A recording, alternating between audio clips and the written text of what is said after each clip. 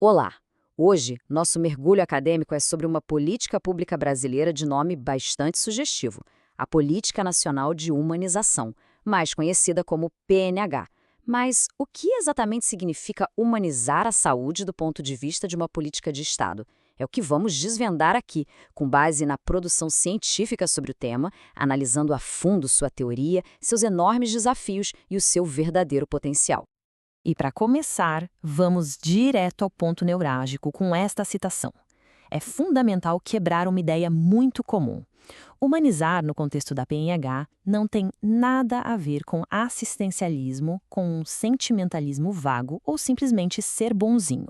A proposta é muito mais rigorosa. Trata-se de fundir a excelência técnica, o melhor conhecimento científico, com o respeito inegociável à dignidade e à autonomia de quem está sendo cuidado.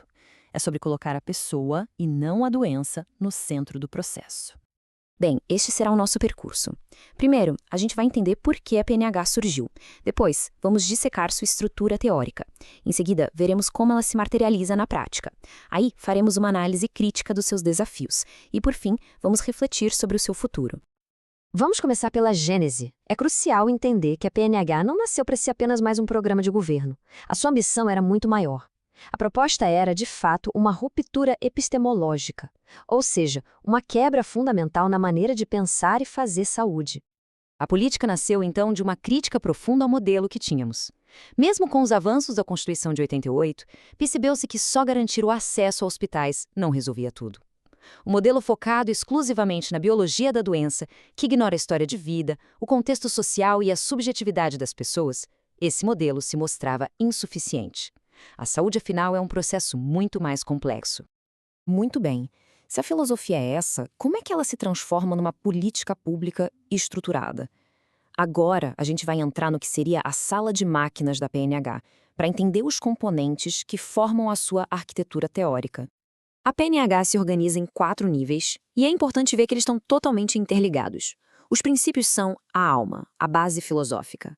O método é o como fazer, o caminho para colocar os princípios em ação. As diretrizes são os eixos que orientam as ações. E, por fim, os dispositivos são as ferramentas concretas que fazem a mudança acontecer no dia a dia.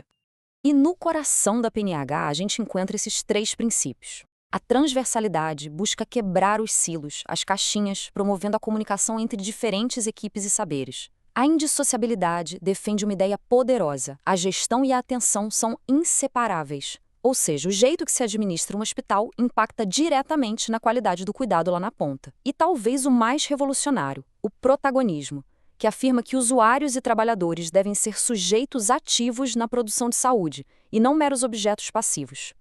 Certo, mas como colocar esses princípios para funcionar? O método proposto tem um nome, tríplice inclusão. E não é uma receita de bolo. É um princípio de ação, a necessidade de incluir, de forma sistemática, os 3 sujeitos, gestores, trabalhadores e usuários, nos processos de decisão. É o motor que desafia as hierarquias tradicionais do setor da saúde.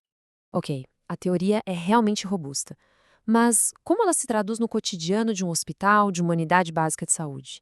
É aqui que a gente começa a falar dos chamados dispositivos, que são as ferramentas práticas da política. E olha, a palavra dispositivo aqui tem um sentido técnico bem específico. Não é só uma nova técnica ou um novo formulário. É mais do que isso. Um dispositivo é um novo arranjo no processo de trabalho. É uma nova regra do jogo que força a reorganização das práticas para que uma diretriz, como acolhimento, por exemplo, de fato aconteça e não fique só no discurso. E este quadro é ótimo porque torna tudo muito concreto. Veja o colegiado gestor, por exemplo. Sua função é criar um espaço formal para decisões compartilhadas. O impacto esperado? A redução do autoritarismo. Ou o projeto terapêutico singular, o PTS, que planeja um cuidado único para cada pessoa, garantindo a integralidade. Cada dispositivo, percebe, é uma ferramenta pensada para atacar um problema crônico do sistema.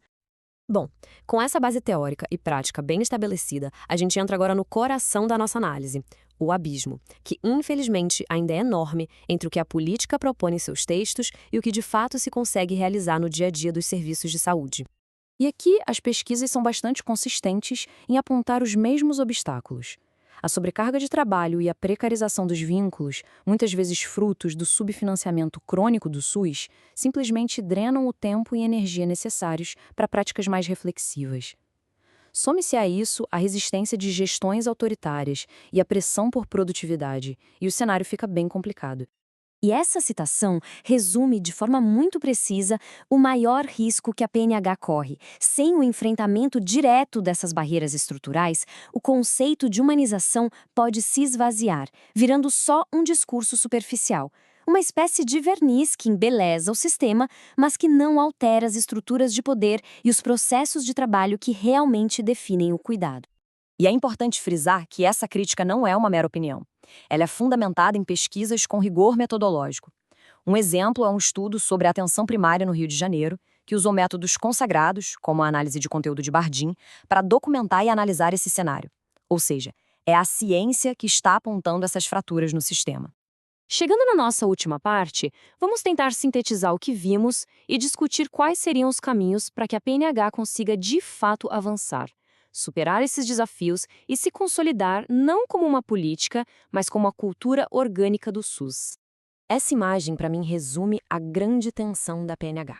De um lado, o discurso normativo, o que está na lei, valorização dos sujeitos, gestão democrática, cuidado singular. Do outro lado, a prática concreta, que muitas vezes revela o oposto. Trabalhadores desvalorizados, lógicas autoritárias e uma padronização que pode, no limite, destituir os usuários de seus direitos. E qual seria a saída? Bom, as pesquisas apontam que o futuro passa por superar essa falsa dicotomia entre técnica e afeto, entendendo que ambos são cruciais. E para isso, dois caminhos são fundamentais: investir massivamente em educação permanente dos profissionais e radicalizar a democratização dos espaços de gestão. Só assim a PNH deixa de ser algo imposto de cima para baixo e passa a ser uma cultura que brota de dentro do sistema. E a gente encerra com uma pergunta que, na verdade, permanece aberta. Com uma formulação teórica tão avançada de um lado e com desafios estruturais tão profundos do outro, será que a PNH consegue transcender seu papel de política para se tornar de fato a alma, a cultura orgânica do cuidado no SUS? A resposta, assim como a própria saúde, parece estar sempre em construção.